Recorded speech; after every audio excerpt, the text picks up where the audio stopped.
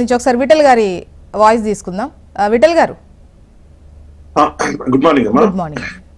Good morning మీకు అక్కడ ఉన్నటువంటి ఇద్దరు ప్యానల్ పెద్దలకి అండ్ హెచ్ఎంటి వీక్షకులకి గుడ్ మార్నింగ్ తెలియజేస్తూ, తెలంగాణ వచ్చి దాదాపు 11-12 సంవత్సరాలు అవుతా ఉన్నాం. 2026 ఉన్నాం మనం.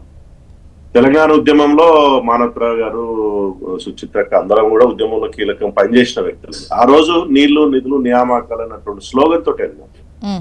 12 ఏళ్ల తర్వాత కూడా ఇంకా నీళ్ల మీద మనం చర్చించుకుంటున్నాము. నీళ్లు రాలేవని, ఇంకా ఆంధ్ర వాళ్ళు తీసుకుపోతున్నారు అన్నటువంటి చర్చను మనం నడిపిస్తున్నాం. ఖర్చు పెట్టిరంటే పెట్టిండ్రు. దశాబ్ద కాలంలో కాళేశ్వరానికి 1,47,000 కోట్లకి 90,000 రూపాయలు ఖర్చు పెట్టారు. 90,000 కోట్ల రూపాయలు.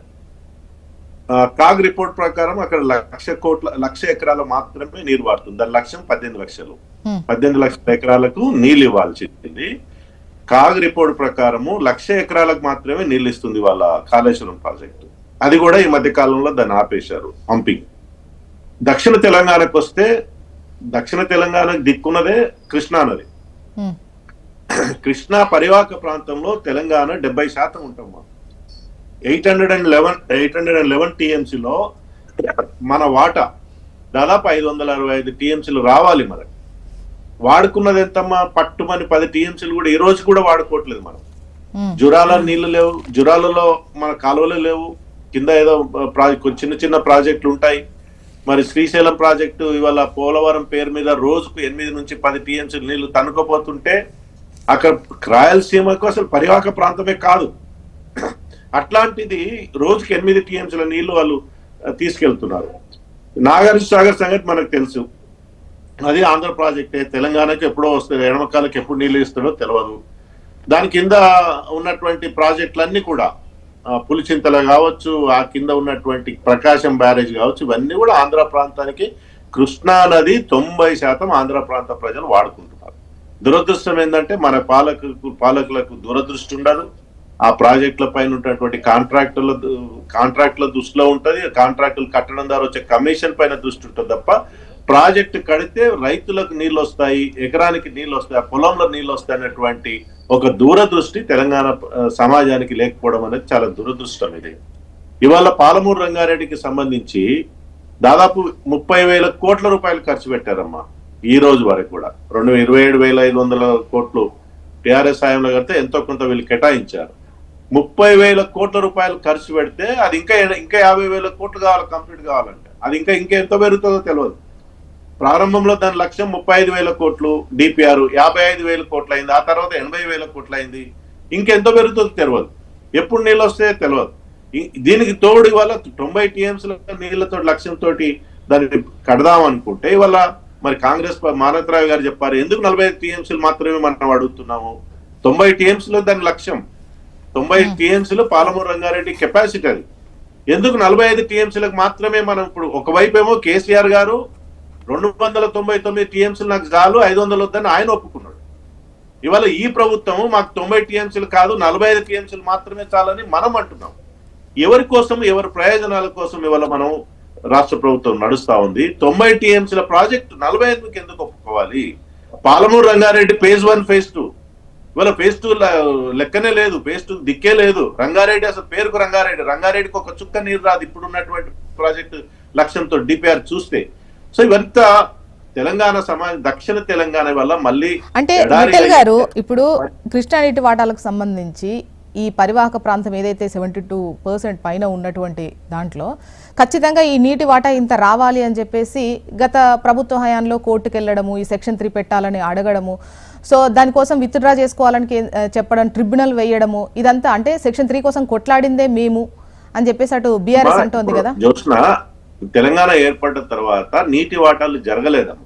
811 టీఎంసీలు ఆంధ్రప్రదేశ్ కేటాయించారు ట్రిబ్యునల్, బ్రిజేష్ కుమార్ ట్రిబ్యునల్ 2013లో. ఆ తర్వాత కొత్త ట్రిబ్యునల్ కోర్టులో కేసు వాడడం ద్వారా కొత్త ట్రిబ్యునల్ కేంద్ర ప్రభుత్వం వేయలేదు. 2020లో సుబ్రహ్మణ్యం ట్రిబ్యునల్ వేశారు. దాని వాదన వినిపించాలి. 2 రాష్ట్ర ప్రభుత్వాలు కూడా వాదన వినిపించి మనకు రావాల్సిన 565 టీఎంసీలా ఇంకా ఎక్కువ టీఎంసీలు మనం తెచ్చుకోవాలి. తెచ్చుకుంటే ప్రాజెక్ట్ ఎప్పుడైనా కట్టుకుంటాం.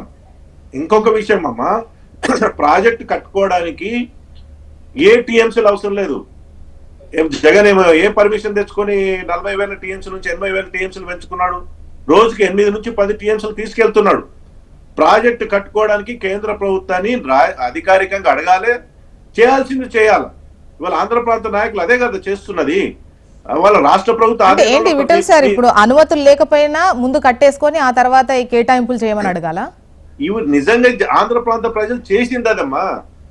అది రూల్స్ వ్యతిరేకమే కావచ్చు, కానీ ఆంధ్ర ప్రాంత ప్రజలన్నీ చేసి ఇప్పుడు గాలి, నగరి, అంద్రి, నీవా ఇవన్నీ ఎట్లా గట్టి కట్టారమ్మా? ఏ పర్మిషన్? అసలు పోతిరెడ్డిపాడు నుంచి ఒక చుక్క నీరు కేవలం మద్రాసుకి అప్పుడున్న ఎన్టీ రామారావు ఒక టీఎంసీ. సార్, ఇక్కడ నాకు ఒక కన్ఫ్యూజన్ వచ్చింది. అంటే ఈ పాలమూరు రంగారెడ్డికి సంబంధించి డిపిఆర్ వెనక్కి రావడం 2023 ఏప్రిల్లో కూడా వెనక్కి వచ్చింది అనడం, అంతకుముందు కొన్నిసార్లు సందర్భాల్లో బీజేపీ నేతలే డిపిఆర్లకు సంబంధించి పాలమూరు రంగారెడ్డి అసలు డిపిఆర్లే లేదా, లేకుండా ఇంత ఎట్లా ఖర్చు పెట్టిల్లు, 90% పనులు ఎట్లా అయిపోయినాయి, మీ డిపిఆర్లు వెనక్కి ఎట్లా వచ్చినాయి, అనుమతులు లేవు ఎట్లా, ఇన్ని క్వశ్చన్స్ మన దగ్గర రేజ్ చేస్తున్నారు. మరి ఇప్పుడు జోష్న పాలమూరు కాళేశ్వరం డిపిఆర్ ఉందా అమ్మా?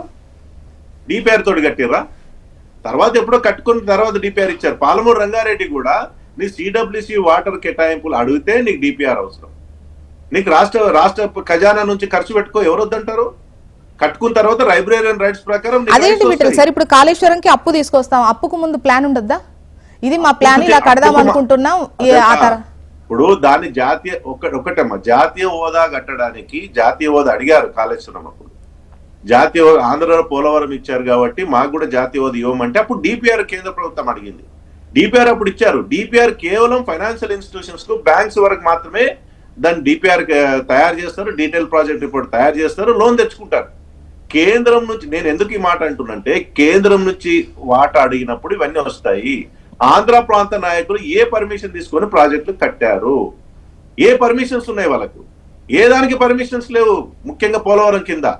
అదే విధంగా తెలంగాణలో కూడా పాలమూరు రంగారెడ్డి ఎత్తిపోతల పథకానికి రాష్ట్ర ఖజానా నుంచి, రాష్ట్ర బడ్జెట్ నుంచి ఖర్చు పెట్టి ఒకవేళ యుద్ధ ప్రాతిపదికన ప్రాజెక్ట్ ను కంప్లీట్ చేసి ఉంటే ఇవాళ దుస్థితి వచ్చేది కాదు. దాంతో ఇవాళ గుదిబండలుగా నల్లమల్ల సాగర్ వస్తా ఉంది.